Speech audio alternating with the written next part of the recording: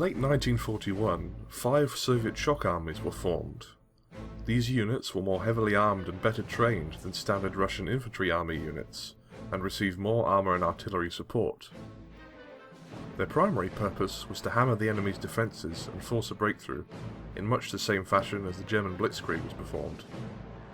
They usually went in first, before other units, and were sent where the fighting was thickest. They were considered the Soviet Union's premier elite formations until later on in the conflict, when this role was assumed mostly by the Guards.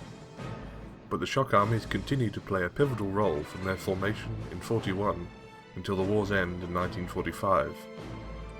It was the 3rd Shock Army that breached Berlin's outer defences and thrust deep into the city, and elements of the 5th Shock Army who raised the banner over the Reichstag.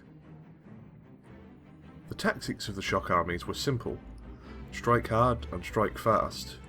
First, the enemy would be pounded with artillery and self-propelled guns before the shock troops with tanks would charge in, cutting a swathe through the enemy's ranks, forcing the enemy to withdraw, or devote a lot of manpower to reinforcing the threatened sector, leaving other areas exposed.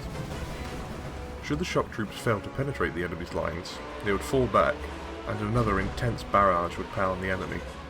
This process would repeat until the enemy could no longer offer effective resistance, and the shock army would force a breakthrough, leading the way for the army units behind them. The shock army commander in Company of Heroes 2 illustrates well the idea of shock tactics, with an emphasis on overwhelming close-range firepower and heavy artillery and air support. In-game, the shock troopers wear SCS-1B tan and brown camouflage overalls, and are equipped with Staliной Nagrudnik SN-42 steel body armour and PPSH submachine guns. They also have access to smoke and frag grenades as standard. The SN-42 breastplate is made of 2mm thick pressed steel plates, a larger one covering the torso and a smaller one covering the groin. The SN-42 was capable of stopping an MP-40 round at 100 metres, or a Gewehr 43 round at a similar distance if the round struck at a sharp angle. The Karabiner 98K's penetration was sufficient to perforate the plate at most ranges, however.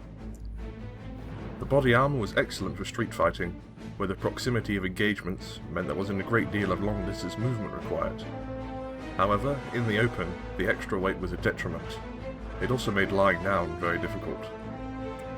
Shock troops operated best when the enemy was in arm's reach, so they could make full use of their heavy weaponry and grenades. The same is true in Company of Heroes.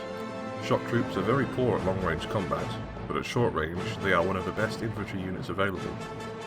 They can conceal their advance with smoke, let fly with frag grenades and charge in PPSHs blazing.